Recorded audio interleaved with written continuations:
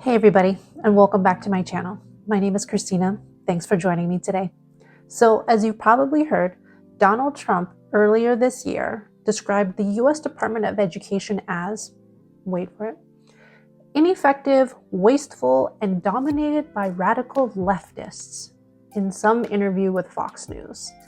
And as you also probably heard, Elon Musk's Department of Government Efficiency, or DOGE, has also been working towards shrinking federal workforces and cutting government spending. Also, earlier this year, just a few weeks ago, the train wreck actually began when Congress was physically blocked from entering the US Department of Education's building in Washington, D.C. Now, how far will Trump actually go on making good on these promises without having Congress? Congress is required for closing this government agency. Anyways, no idea. But obviously, it's incredibly scary. In today's video, I'm just going to have a little chat with you all, a little rant, because I've honestly been asking myself this question a lot right now, which is this actually the end of the US Department of Education? So let's get into it. All right, let's just start with the basics here. What is the US Department of Education? What are they responsible for doing, etc.? Education in the United States is organized at a subnational level by each of the 50 states. Federal contribution to elementary level and secondary level education is actually only 8%, meaning that the states themselves provide a lot of the funding and determine the systems for education within their own states. Based on this information, what does the US Department of Education actually do?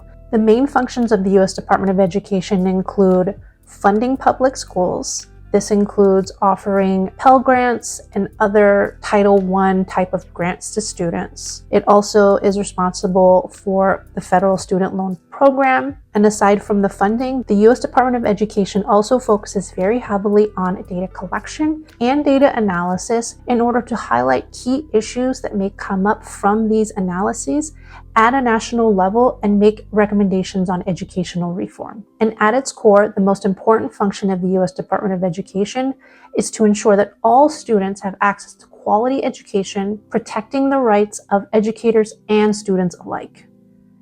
Of course, like all government agencies, the US Department of Education also has its share of criticisms, mostly related to the student loan program, which I personally know has a lot of faults in terms of interest rate, in terms of repayment plans, in terms of just not having enough mechanisms in place to really educate students when they take out a loan and really what taking a loan means to them. So, it's not without its faults. They've also been criticized for not protecting students enough from predatory lenders who may be taking advantage of students with debt consolidation, varying interest rates, etc. And they've also been criticized for overstepping and trying to regulate the for-profit college industry, which to me is not a huge thing considering the cost of higher education, but that was one of the criticisms that stood out. So I want to hear from you. Why does closing the US Department of Education scare you personally? If you have a student loan, if you're in the public school system, if you are a parent and you are trying to send your kid to a public school or have a kid in public school or even private school. For me, it's really a question of communication. I don't have much issue. I don't take much issue with the fact that people want to reform the US Department of Education.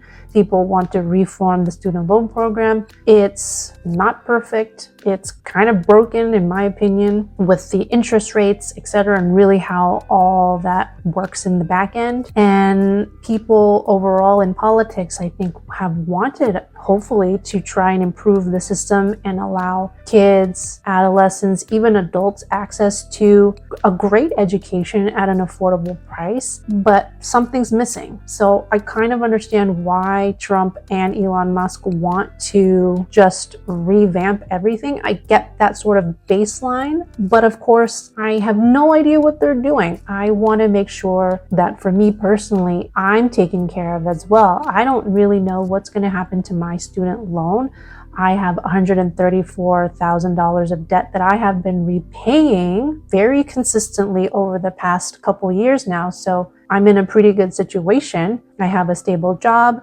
I'm able to make payments. But for those of you who have been sitting on student loans and don't have the ability to make payments, and you have six-figure debt, even if you only have quote unquote small debt like $20,000 or $30,000, that's still a lot of money. And what is going to happen to that? My main problem, and what scares me the most, is that there has been no communication. There has been, to my knowledge, no plan yet about what we can expect in the short term, the medium term, and the long term. And that's really what I'm looking for. You can't just come in and just shut everything down and do a Thanos style elimination of everything and expect people to be on board if there's no communication, if there's no plan. If there's a good plan, if there's good communication, I can understand that. But at this moment, we have, I think the latest number was $1.7 trillion of student loan debt. Right now, we've been in this period of kind of forbearance with zero interest after COVID, but what's going to happen next? Trump, Elon Musk, they're business people. So are they actually going to side with the banks? Are they going to increase interest rates? No idea. Even the basic questions of when will we start repayment? When will interest come into play again? Is interest going to rise? Who's going to be in charge of the interest rates, determining the interest rates? Because I think historically it's Congress who actually does that. But are they simply, or is Trump and Elon Musk simply going to take this like wand and say, no, you're all just going to pay like 10% interest? Really, we have no idea how that's going to work. And that is what really, really scares me. I'm doing my very best to pay off my debt as fast as possible while we're still at 0% interest, but we have no idea what's happening. And for me, I am a planner. I want to know what's coming so that I can plan for it. And what about students entering college? What about students who are in, elementary, secondary school, in public school or private school? What does this mean for them? How are they going to pay for it? How are they going to get a really good education to be able to succeed in life? In my family, education was paramount. The only thing that my grandparents ever asked of my parents was to make sure that my sister and I got a great education. Honestly, I've always been a private school kid. I unfortunately had some health issues growing up, and so my parents really wanted to ensure that I had more individualized attention, be in smaller class sizes so that I could get the assistance from tutors or direct one-on-one attention with my teacher as well in order to be successful in life. But honestly, I don't know how anybody does it these days. I don't know how anybody can afford private school. For context, and this completely blew my mind when I looked at it the other day, the tuition for the Urban School of San Francisco, which is a high school in San Francisco that I went to, the tuition for 2025 is $61,000, 458 cents, plus a laptop fee of $450. So total for the school year, $61,998. That's ridiculous. Who's going to pay for that? I also took a look at the University of Miami, which is my alma mater, and the tuition for 2025 is actually very similar, which is also scary. So the tuition for UM this year is $63,000, 452 cents. But here's the kicker, because the website of UM also provides kind of an overview of potentially all spending for the year. That includes food, housing, books, a mandatory insurance, and this really adds up ultimately to a potential amount of $101,998. So basically $102,000, which is mind-blowing. It's shocking. This is a condo. This is a down payment on a house. It's wild that 1 year of education plus, housing, food, all of that literally costs an arm and a leg, maybe all your limbs.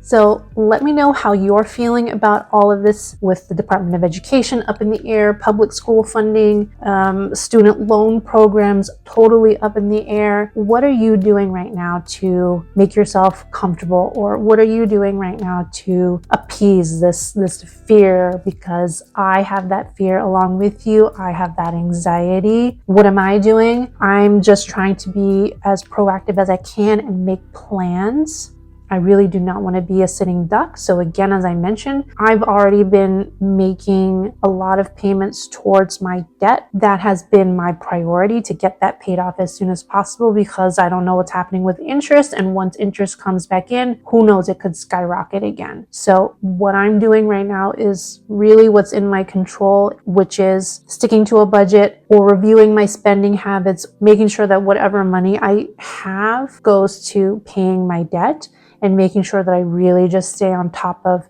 paying this off as quickly as possible. And that's really all that's in my control at this point, and, hoping for the best. So I would encourage you to do the same. Really just try to pay off as much of your debt as quickly as possible. If you can get a side hustle, find some extra money in your budget, get rid of a coffee a week or something like that, but just try and do your best to plug along paying your debt. If you have student loan debt, or you're trying to pay off your tuition for the year, get a work study job, I don't know, something like that, because who knows what's going to happen. I don't expect any government industry to save me from my debt, even though there have been many attempts to do so by previous administrations. But obviously, as we can see now, we don't know. The SAVE repayment plan is blocked in the Supreme Court. So I'm not expecting anybody to save me.